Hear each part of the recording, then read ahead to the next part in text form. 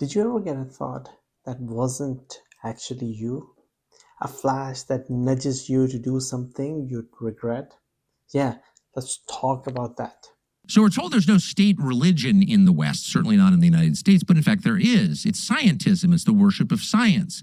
It's the belief, and all of us learn this at a young age, that everything around us, everything we experience, can be measured by people in white coats. That's science. And if it can't be measured, it's not real. So here's the Islamic take in plain words.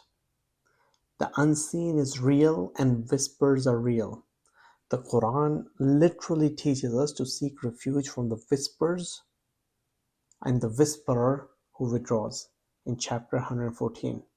As this part is important in the Quran, worshipping Satan basically means obeying. Not chanting, not candles, but rather obedience. And that's why God says, "Did I not command you? Do not worship Satan and worship me." Whoever follows his footsteps ends up walking towards indecency and harm. And that's what Satan wants us to do. Most worshippers and most whispers don't feel dramatic. They feel casual. Skip that prayer. That sound says, open that tab. Say that cutting thing that might hurt other person. The trick is not to argue with the thought forever. Notice it. Name it. Do a tiny good deed immediately. Because in chapter 114, God says, seek refuge. The Prophet taught us to answer harm with better. Think of it like spiritual judo. Use the nudge to flip into something good. You know that you are being acted on by an outside force of some kind. You have no idea what it is. But there are moments when you are much better than yourself, much more empathetic. And there are other moments where you're seized by the desire to destroy for the sake of destruction, which is also doesn't make any sense. There's no kind of evolutionary biological accounting for that. Islam keeps this map clean.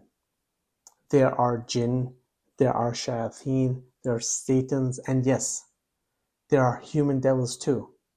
Not every bad urge is an illness. Not every struggle is a possession. Often it's a fork in the road. We have two choices. Either we obey God, or be obedient to the whisper. Obedience to a whisper. So that's what we need to try. Think of one place. Whisper hits you. It might be the phone, a fridge, DMs. When it fires next time, do one opposite action. Within 30 seconds, think of God. Remember Him. Send a kind message. Stay away to pray. Or close the app. Tiny is fine, but speed beats the size. That's the essence. As soon as you hear that, as soon as you feel that, change yourself. So, just to conclude, this is really important because Christians and Muslims actually agree on this much. The unseen is real, and obeying evil wrecks us. We choose God through tiny faithful actions every day. And these tiny actions, they lay the foundation of what is to come. So, how to be an anti-whisperer? We protect ourselves with a shield. If you're Muslim, recite the chapters 113 and 114. If you are a regular person, every bad nudge should be followed by an immediate good deed. And keep media hygiene.